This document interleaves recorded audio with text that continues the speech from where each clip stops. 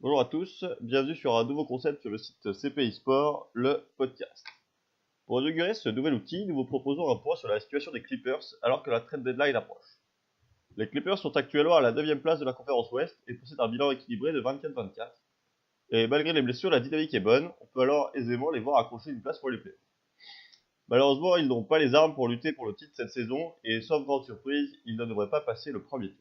La question est donc là, les Clippers doivent-ils être acheteurs ou vendeurs à cette période de l'année? Pour commencer, faisons un petit état des lieux. L'été a été agité côté Los Angeles, avec le départ de Chris Paul, Jared Dick, Jamal Crawford et Luke Mbamute pour ne citer que les plus importants. Pour compenser, Doc Rivers s'est détaché des services de Pat Beverley et Milos Teodosic à la main, mais aussi de Danilo Gallinari à l'aile notamment. Chose problématique, ces trois joueurs sont ou ont été blessés et sont plus ou moins fragiles. Commençons par le plus grave, Beverley est out pour la saison, ne devrait revenir que pour le Training Camp 2018. Gallinari, lui, devrait revenir sous peu, mais il n'a joué que 11 matchs sous ses nouvelles couleurs. C'est un joueur très fragile qui pourrait rechuter à tout moment. Enfin, Milos Teodosic est très bien revenu, mais il faudra être vigilant vis-à-vis de son état de santé sur la durée. Pour en finir avec l'effectif, nous allons parler contrats. Les Clippers possèdent 3 contrats expirants qu'il pourrait être souhaitable de transformer en quelque chose d'utile.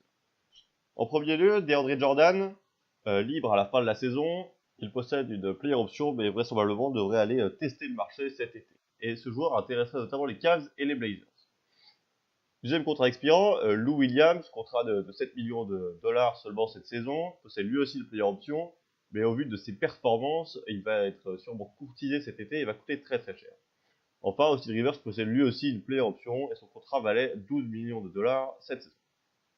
Il y a peu d'autres joueurs intéressants puisque le contrat de Danilo Gallinari à 65 millions de dollars sur 3 ans signé cet été est bien trop volumineux pour être bougé. Et l'on imagine bien sûr Blake Griffin totalement intouchable. Avec ces différentes données, nous pouvons donner quelques petites pistes au GM des Clippers pour faire quelques petites choses. Et souvent, c'est de vendre. Alors tout d'abord, on pourrait imaginer un trade de DeAndre Jordan pour récupérer un choix de draft assez élevé et un contrat expirant ou bien un role player, ce qui leur permettra de pouvoir être actifs aussi cet été, notamment pour aller chercher des joueurs tels que, mettons, Aaron Baines pour pallier l'absence de DeAndre Jordan, ou peut-être aller courtiser Isaiah Thomas qui semble avoir du mal avec les Cavs. Le problème, c'est que le contrat de Danilo Gallinari est très très important, comme nous l'avons vu tout à l'heure. Mais c'est surtout que l'assise de DeAndre Jordan en défense va être très très difficile à compenser.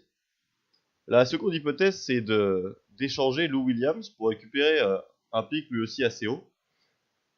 Mais ça veut dire faire totalement une croix sur cette fin de saison, puisque Lou Williams a montré qu'il était leur réel créateur des Clippers actuellement.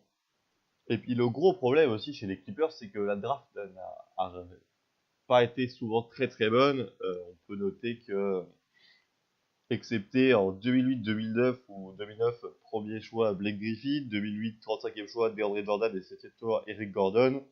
Depuis, la draft chez les Clippers s'est plutôt mal passée, avec en 2010 le 8e choix Al-Farouq Aminu, notamment avant Hayward, avant Paul George, avant Bledsoe. En 2016, 25e choix Brice Johnson, que l'on n'a pas beaucoup vu. En 2014, 28e choix CJ Wilcox. Peu de joueurs très intéressants et très importants dans la rotation des Clippers à l'époque.